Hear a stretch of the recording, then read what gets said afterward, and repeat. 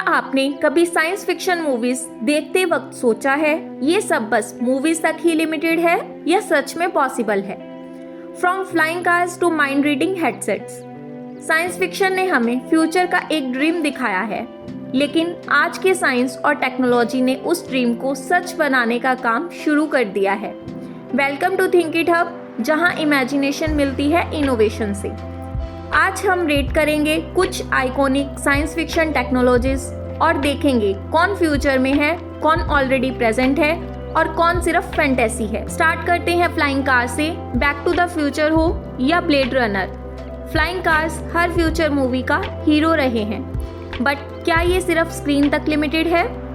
India में ई-प्लेन नाम का चेन्नई बेस्ड स्टार्टअप बना रहा है फ्लाइंग टैक्सीज।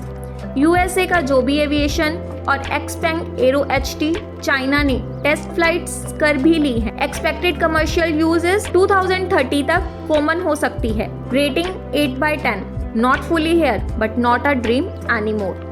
आयरन मैन का जारविस हो या हर मूवी का समंथा, एआई असिस्टेंट जो आपके हर सवाल का जवाब दे, आपको समझे और इमोशनली कनेक्ट भी करे। सिरी और एलेक्सा तो आपके बेसिक काम संभालते ही हैं। ओपन एआई का chat GPT, Google Gemini, Meta AI अब कॉन्टेक्स्ट समझने लग गए हैं। इमोशनल एआई भी डेवलप हो रही है, रेप्लिका एंड वोबोट। इंडिया में भी AI customer support, legal advice और कंटेंट जनरेशन में धमाका कर रहा है। रेटिंग 7.5/10, ऑलरेडी हियर, बस थोड़ा और अपग्रेड चाहिए। रिमेंबर स्टार वार्स का hologram message, help me ओबी-वैन केनोबी।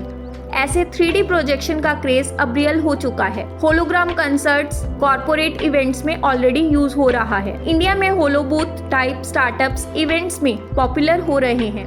Full 3D live interaction अभी भी डेवलपिंग फेज में है। रेटिंग 6/10, पार्टी रेडी है बट डेली यूज अभी दूर है। टॉम क्रूज जैसे जेस्चर कंट्रोल ट्रांसपेरेंट स्क्रीन, देखने में फ्यूचरिस्टिक बट रियल वर्ल्ड में ये टेक काफी आगे बढ़ चुकी है। सैमसंग एंड एलजी के transparent OLED displays, gesture control via leap motion, Tesla suit और AI cameras. Military and luxury cars में हेड्स अप डिस्प्ले अब स्टैंडर्ड बन रहा है। रेटिंग 7/10, अवेलेबल है, मास यूज की कॉस्ट थोड़ी हाई है। टेलीपैथी, ब्रेन कंट्रोल कंप्यूटर्स या इलॉन मस्क के न्यूरालिंक, ये सब इमेजिनेशन लगता है पर साइंस काफी आगे बढ़ चुकी है। न्यूरालिंक ने मंकीज और ह्यूमंस दोनों में सक्सेसफुल ट्रायल्स किए हैं।